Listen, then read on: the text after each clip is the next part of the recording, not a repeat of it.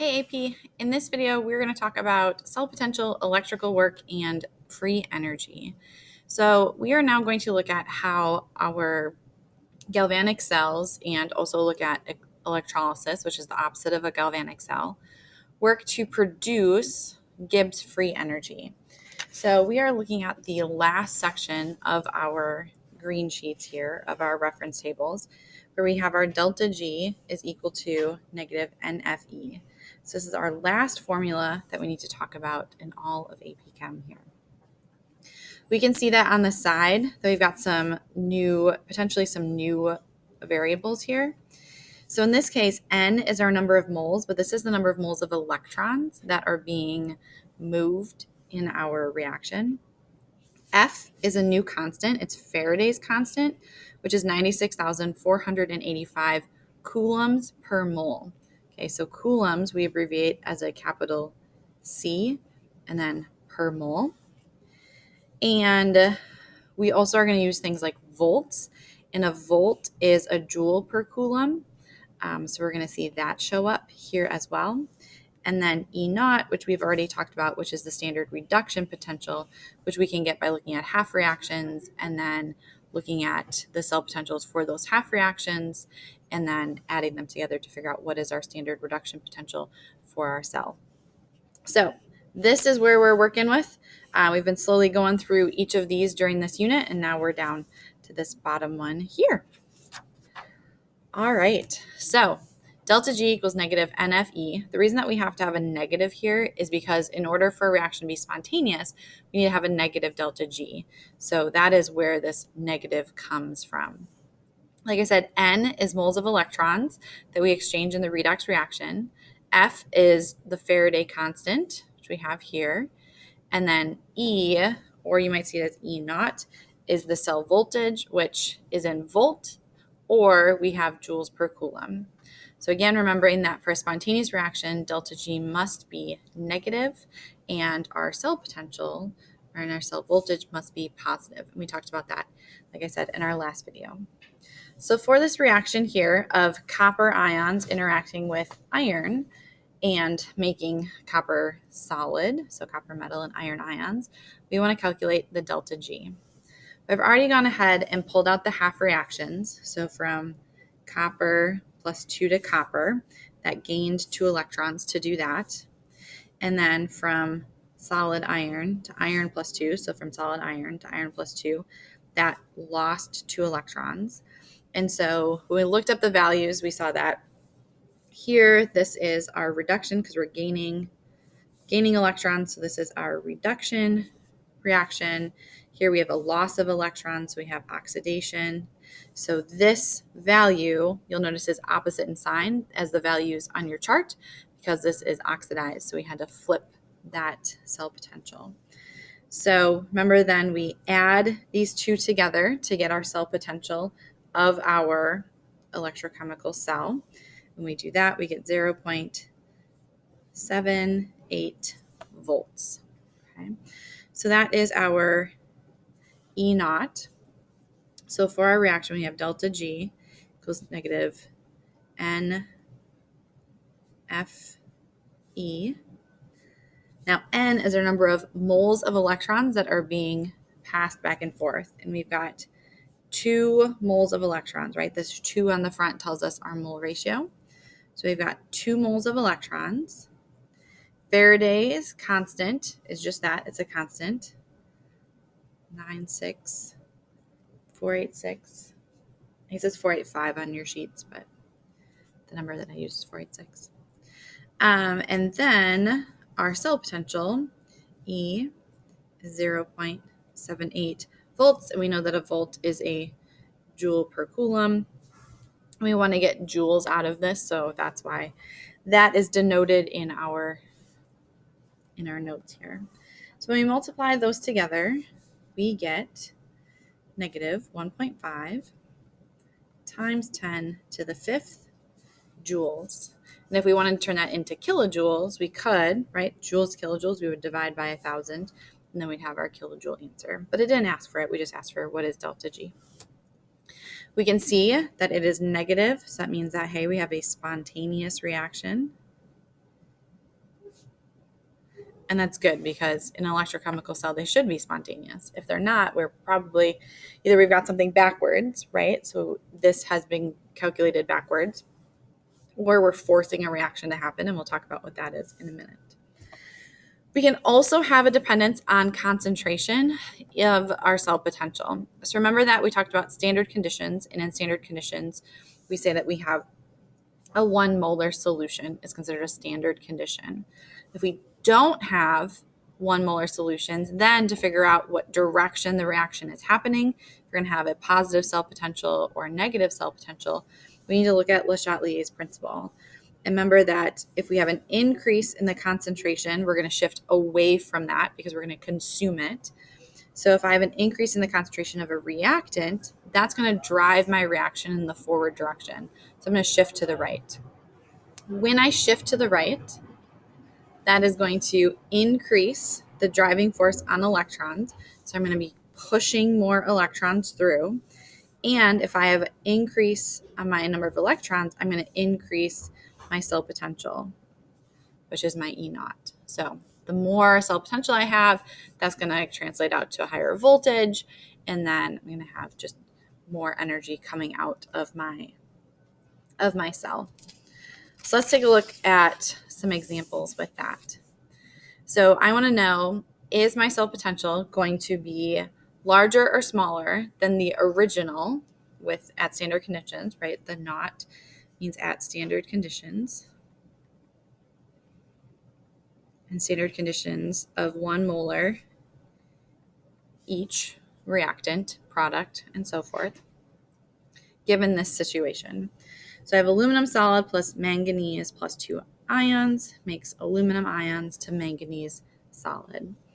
If I'm starting with a reaction where I now have 2 molar aluminum ions, so I'm increasing the concentration of my aluminum ions. Right, so I'm increasing the concentration of my aluminum ions. That means that I'm going to shift away from that concentration, and away would be to the left. So I'm going to shift to the left. And if I'm shifting to the left, well, I'm shifting opposite the reaction that I want to happen. So that is going to decrease our cell potential. Excuse me. On my second example, I'm increasing. I now have 3 molar of my manganese. So I'm increasing my manganese ions. And they are here as a reactant, so I'm increasing those.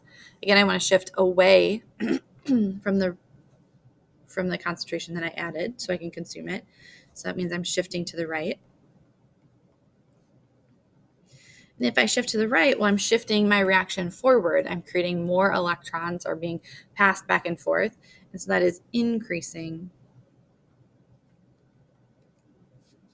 my cell potential. Okay, so that's one way we can look at relative, what's going to happen based off of our new concentrations. Are we going to increase our cell potential, or we're going to decrease our cell potential?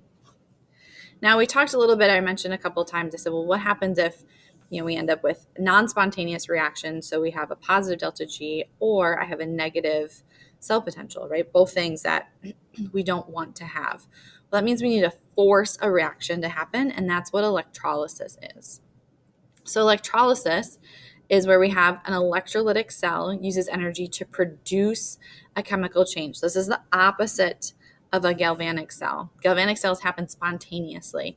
We set it up, we set up the current, and it just starts working because they want to have this exchange of electrons. Here, it doesn't. So we have to use some sort of electricity to produce this chemical charge. Okay, so it requires work to make this happen.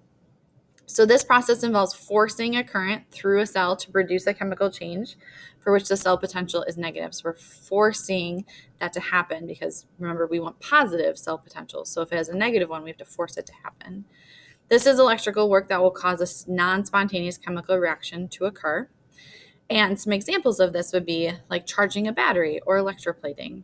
So these are like using a battery as a spontaneous process, right? We set the battery in and it starts working because the process, the chemical exchange in there happens spontaneously. It gets hooked up and they start changing and moving their electrons back and forth.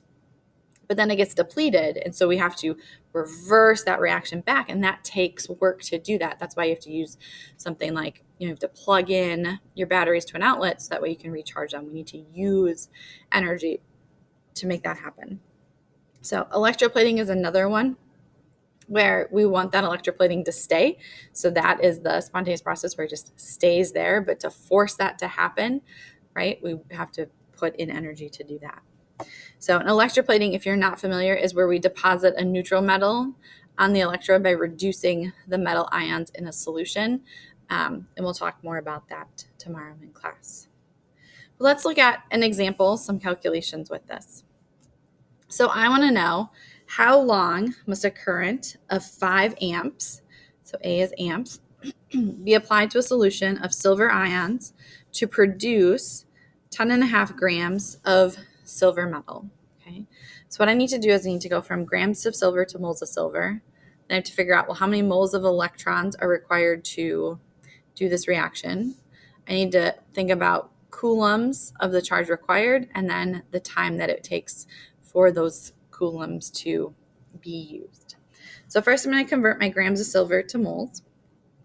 So I have 10.5 grams of silver. I divide by silver's molar mass, which is 107.9.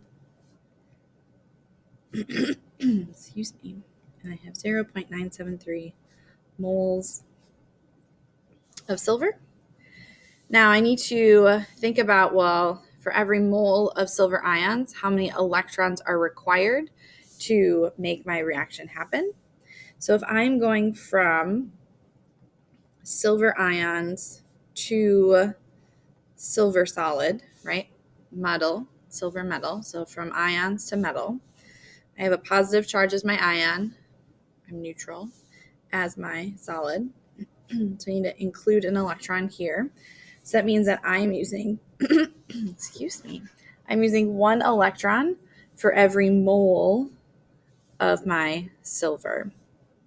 So if I have 0.973 moles of silver, and for every 1 mole of silver, I require 1 electron.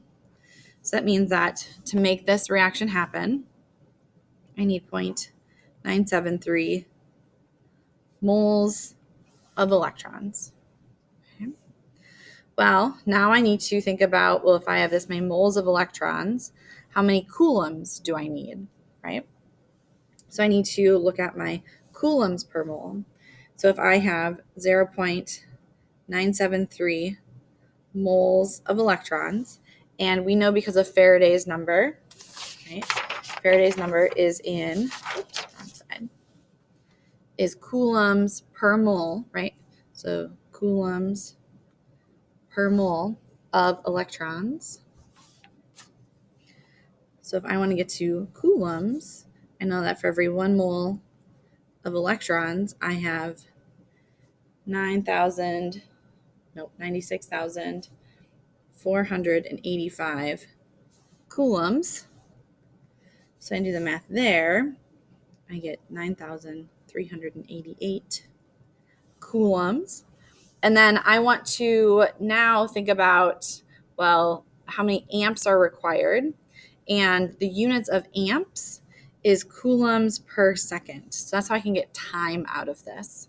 So I'm going to take my 9,388 coulombs that are required. I'm going to say, well, I can apply 5 amps. So 5 amps is 5 coulombs per every 1 second. So I'm going to apply 5 coulombs for every 1 second.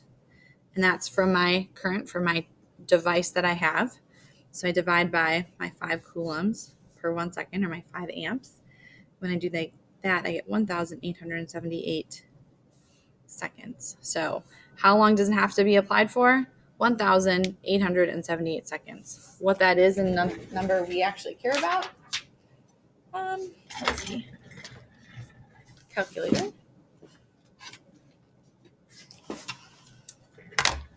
1,078 seconds. Well, if we put that into minutes, right, there's 60 seconds in a minute. So divided by 60 takes about 31.3 minutes to turn our solution of silver ions to make 10.5 grams of silver metal. And that we would use to electroplate. So, as always, we'll practice more of this tomorrow. But that's it for tonight.